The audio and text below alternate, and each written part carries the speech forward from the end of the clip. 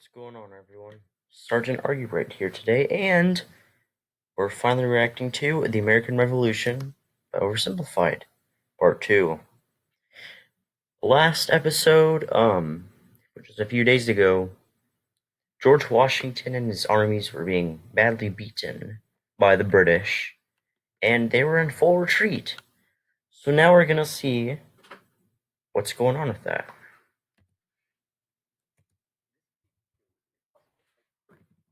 Thank you, brilliant. Keep watching until the end of the video. Cool. Washington's drive was sufficient. Was here. Morale was low. Oh shoot, I forgot what this is called. But there's this like Prussian general or something like that. I don't know, it's been a while. There was this Prussian general or something like that who like disciplined George Washington's armies.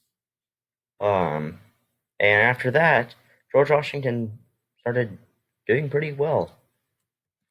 Up and left. Washington needed to do something, anything to restore faith in the revolution. The British had spread throughout New Jersey and settled into a winter of drinking cider and partying hard. Nobody expected an attack in the winter, so Washington started making plans for an attack in the winter. The British had hired a large force of Hessian mercenaries from the German states of Hesse-Kassel and attack in the winter. The British had hired a large force of Hessian mercenaries from the German states of Hesse-Kassel and Hesse-Hanau to fight the rebels. It was these mercenaries that were stationed across the Delaware River from Washington and his army, and there were more Hessian reinforcements incoming, but they made an unscheduled stop because their commander got thirsty. No, not that kind of thirsty.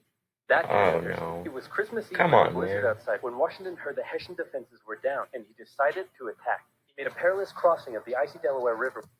What are the horses doing over there? What the heck? With 2,400 men and marched 9 miles to Trenton, where he caught the Hessian forces. Oh, it looks like the Indonesian flag. Completely off. Hopefully I'm not wrong about that. Guard. After a short but fierce battle, the Hessians surrendered in droves. It was a much-needed victory that sent a clear message, not only to the British, but to Americans across the colonies. The war... Wait! Okay, wait a minute. So earlier in the earlier clip... Okay, let's look at this. We're at 107.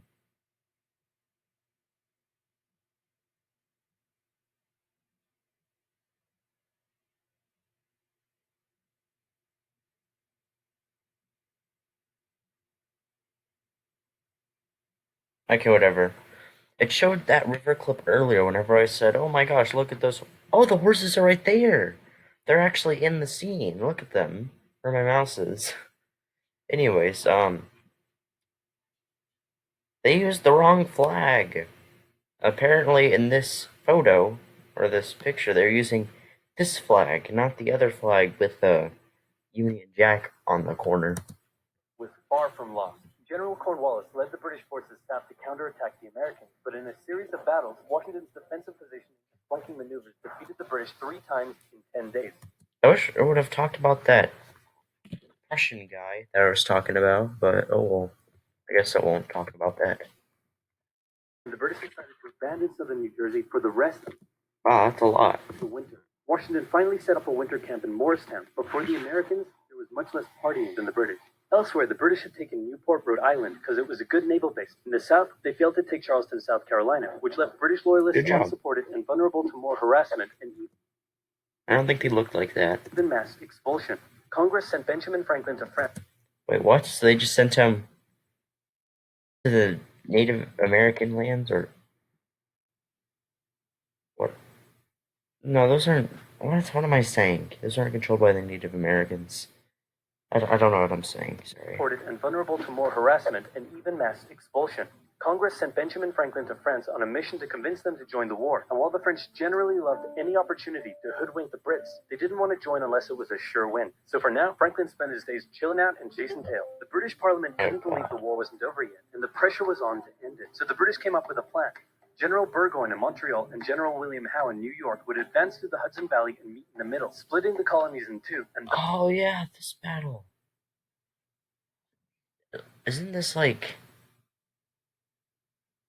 the Battle of Yorktown or something like that? I don't know. Thus screwing over the American communication lines. Burgoyne began his movement south, and after taking Fort Ticonderoga quite easily, he then came across heavy American lines. Burgoyne began his movement south, and after taking Fort Texas... Hey, look, new flag. Oh yeah, they used the actual flag that it had in the picture. Ticonderoga quite easily. He then came across...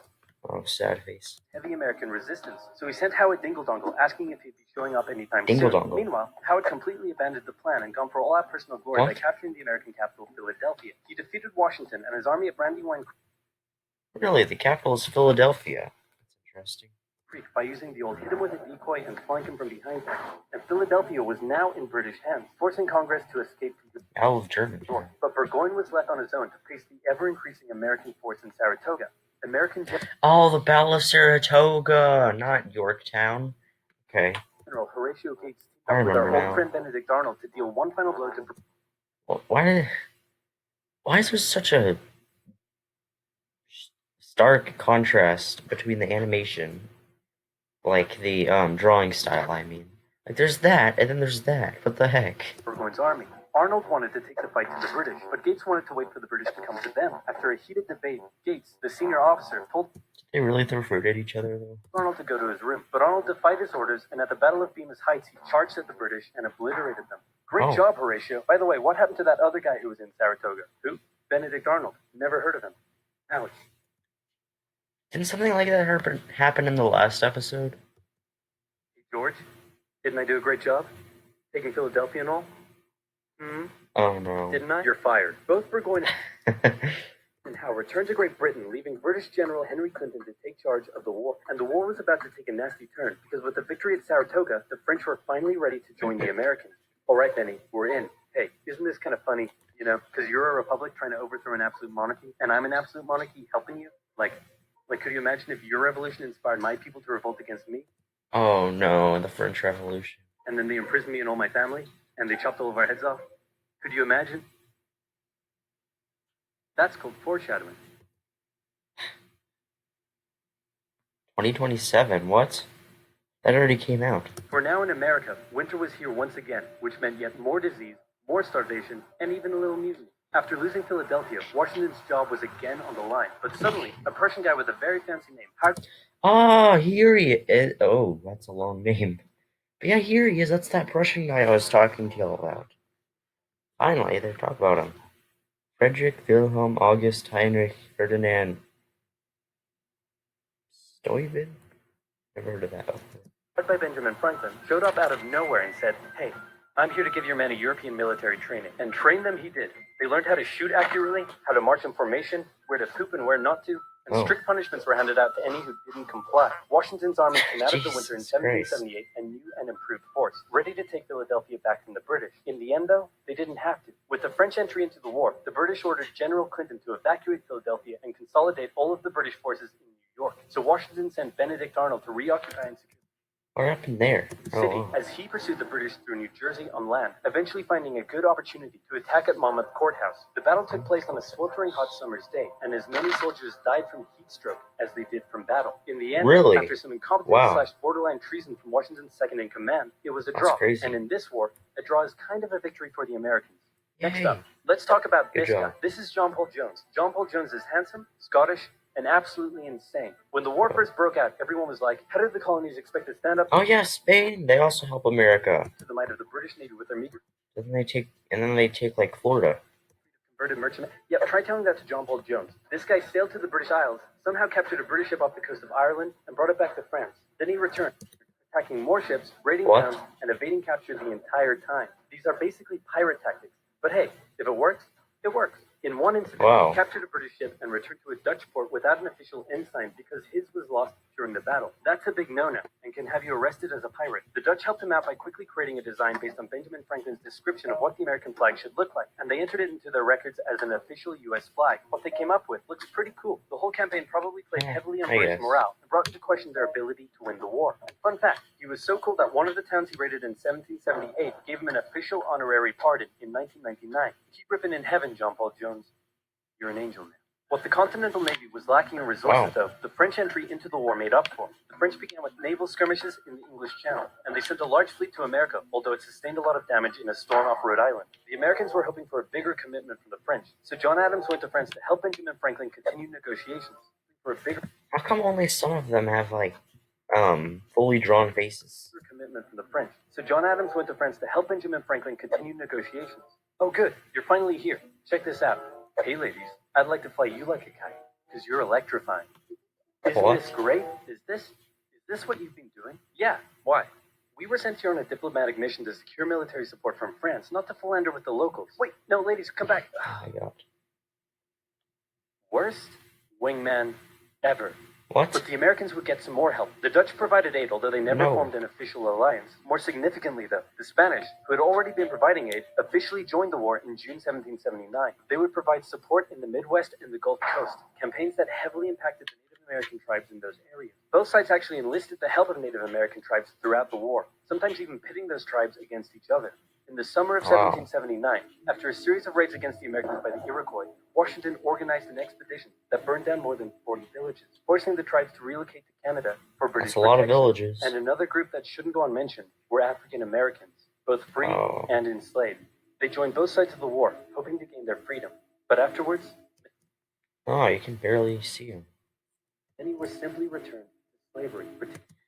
Yeah, it's interesting. It kind of sucks. Whenever they were trying to write the Constitution originally, there was like a lot of support for making slavery illegal and not happen, but they wanted to please the southern states, so they just sort of, went along with it. Particularly those who had fought for the Americans. Despite owning slaves himself, Jefferson had written the condemnation of slavery in the Declaration of Independence, but out of fear of offending the southern colonies. Oh, yeah. Oh, it was a condemnation. Okay, well, I guess I was wrong about that. This was removed from the final draft. For the same reason, the American Army stopped enlisting African American men in 1775, a policy that Washington, a slave owner himself, supported. But they were forced to reverse the policy after the British promised freedom to any slaves who joined them. In general, you stood a better chance of gaining freedom if you fought for the British. However, even those that left with the British after the war suffered mistreatment and discrimination in their new lives outside of America. Well, that is rude. Is now in charge of Philadelphia. Having a good time? Now in charge of Philadelphia, having a good time, partying down with and even marrying a member of the Philadelphia elite. The same elite that had partied down with the British when they controlled the city. And suddenly, the people of Philadelphia, including the state governor, started accusing Arnold of having pro-British sentiments. To keep the people happy, Washington wrote a letter rebuking Arnold, calling his conduct imprudent and improper, and that was too many ouchies for Benedict Arnold to handle. He asked Washington to put him in charge of the fort at West. Interesting name for a city. I was going to say something else, but I completely forgot. Then he contacted the British, offering to hand the plans of the fort over to them and join their side. Our good friend Benedict Arnold is our good friend no more. Luckily, the treasonous plans were discovered on a captured British officer, but Arnold managed to escape before he was arrested. As a British brigadier general, he was going to lead raids against American cities, most notably his raid of Richmond, Virginia in 1781. His betrayal shook George Washington, who had once again set up camp at Morristown. His leadership somehow held the Continental Army together through the harshest winter of the war. We're entering 1780, and Parliament was hopping mad that the war still wasn't over. The British debt was soaring, and despite taking parts of Massachusetts in late 1779, the North was in a stalemate, so the British decided to make a major shift in strategy to the south, an economically rich area with a higher level of support for the British, or so the British thought. A year earlier, they had captured the underdefended city of Savannah, Georgia, and a joint American-French counter-siege failed. Now, they laid siege to Charleston, South Carolina. It fell within months, with thousands of American troops surrendering to the British, a costly defeat. Oh no. The British quickly moved to take control, and they sent stereotypical Hollywood villain with a British accent, Bannister the Butcher Tarleton, into the backcountry, where he hunted down rebels and destroyed them with ruthless brutality. The British that's rude. Inspired local loyalists and militias in the backcountry to rise up against their persecutors. The British really seemed to be onto something with their new strategy, and the ball was very much in Washington's court. I'm going to send my most loyal general, Nathaniel Greene, to the south to stop the British. Gonna have to overrule you there, George. We're sending hero of Saratoga and your biggest rival, Horatio Gates. Watch this, George. I'm going to save the day again. Everybody will love me, and I'm going to get your job. Here I go. And he got one battle with Cornwallis, got annihilated, and ran away. Alrighty, let's go with your guy. Nathaniel Greene knew the British outnumbered his own forces and wouldn't be defeated with conventional tactics, so he had to think outside the box. He split his army into two, said, "Hey, big boy, look at me," and then they went running in two different directions. Cornwallis sent Tarleton after Morgan, and he caught up with him at Cowpens, where Morgan proceeded to kick Tarleton's butt. Then the two led Cornwallis on a wild chase through North Carolina. Bigger and better equipped army much heavier and slower than Greene's quick and mobile troops.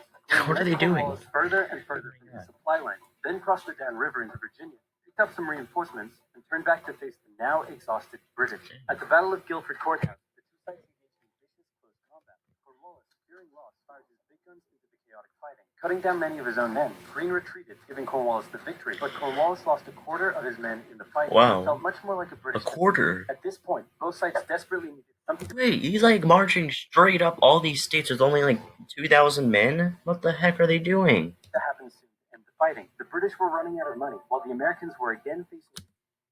What are they doing? Mutinies, as the men were without pay or even basic living needs.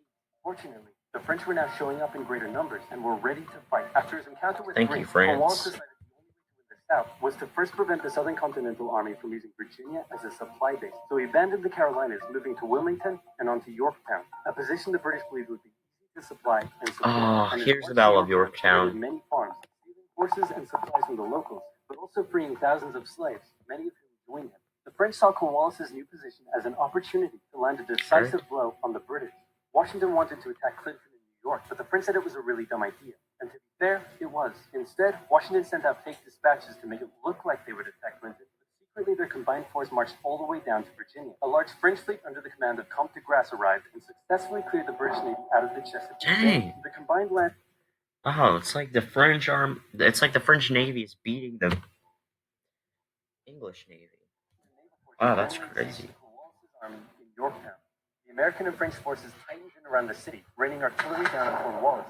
Desperately appealed to Clinton for aid, but Clinton was unusually chilled out about the whole thing. Cornwallis held out for nearly a month before he had no choice but to surrender. Over 7,000. Well, look at that flag. That looks weird. It's like a square shape with another star in the middle. British troops were captured, a crushing defeat. And with that, Parliament had reached the end of its rope. The war just wasn't worth it, and it needed to end now. The British still held New York, Charleston, and Savannah, but fighting between the two sides mostly ceased as peace negotiations opened up in Paris. The resulting treaty in 1783 saw Great Britain remove its troops from American soil, recognize U.S. independence, and cede territory up to the Mississippi River. In return, the Americans agreed to pay any debt still owed to Britain and gave fair treatment to any colonists who had remained loyal to the crown. The Spanish got Florida, while the French got an economic crisis that led to its own revolution a decade later. Washington retired to his... Wait, so they didn't really get any land or anything? In Mount Vernon, wishing his men farewell by saying, "I most devoutly wish that your latter days may be as prosperous and happy as your former ones have been glorious and honorable." He hoped to live out the rest of his days in peace. But unfortunately for him, a number of people wanted him to be the first leader of the new country. And by a number of people, I mean literally everyone. The first election campaign in American history was basically a grassroots effort to convince Washington to accept the office. He was sworn in on April 30th, 1789, and he himself established many of the standards and limitations of what the American leader should be. First of all, there was debate on what he should be called. Is he a king? Is he a glorious leader? In the end, they went for a word that at the time, there was debate on what he should be called. Is he a king? Is he a glorious... That looks very interesting. Glorious leader? In the end, they went for a word that at the time was pretty modest. President, like the president of your local bowling club or office bake sale committee. Set up a cabinet of expert advisors, knowing that no president could know everything, no matter how much of a stable genius they claimed to be. He proposed major legislation to Congress and gave an annual State of the Union address to keep his own power in check. He stated that the U.S. should remain neutral in foreign conflicts, and in the end, he voluntarily gave up his power after just 2 terms. He could have made the presidency anything he wanted, but his careful and cautious actions helped set the precedent of an office that is powerful in its limitations, decisive through its diplomacy, and respected in its humility. And so, that's great. Another interesting thing is that he didn't want there to be political parties. He wanted, because he thought, they would just sort of divide people and make everyone sort of, make their political party part of their identity.